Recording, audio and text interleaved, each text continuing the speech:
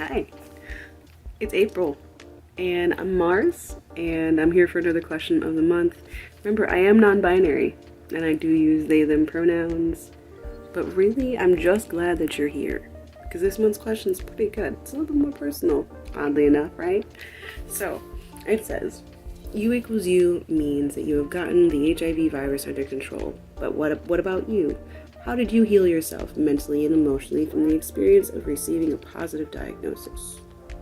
Where are you in this process? Share a tip. So, where am I in this process? Share a tip. How do you heal yourself? So if you want to know what you means, take a look at some of the questions from before, from previous questions of the month. I'm pretty sure we answered that for you before. So to continue, let's see, what about me, mentally and emotionally?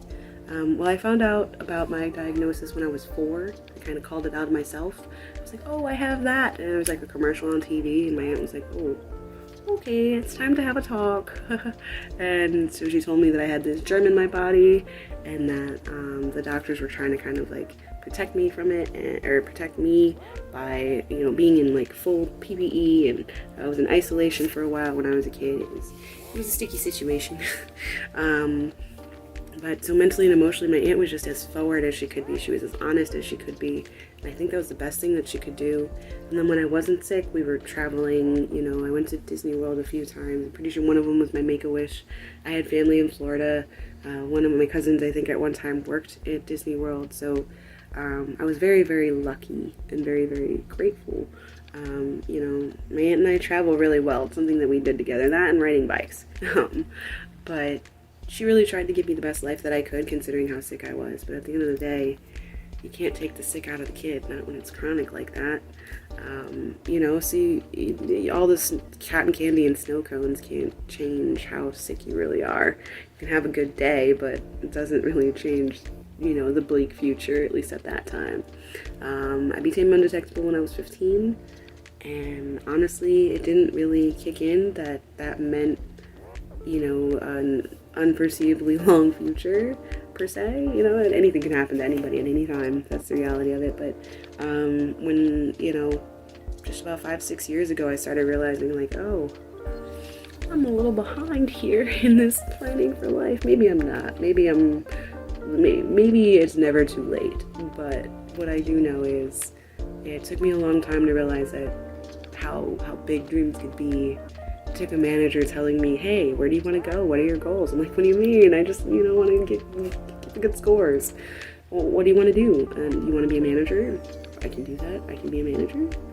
How many years will it take? And suddenly the amount of years doesn't really matter because I have, hopefully, a lot of them, more than I thought I did when I was a kid. So I think now as an adult, mentally and emotionally, I really honestly just try to stay honest with myself.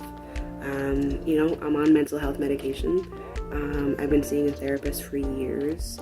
And my therapists honestly tend to be mostly sounding boards. I vent, I talk about my week, I talk about my struggles, and they kind of validate my feelings. And honestly, that, at least for me, has gone a long way.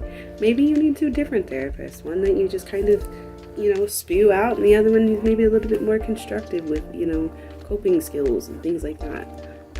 I know I have depression, anxiety, ADHD, a few other things, and honestly, just being in tune and honest with myself, going for walks, remembering that, when your mental health is low, sometimes that's the best time to reach out to a friend and be like, hey, honestly, I'm feeling real low.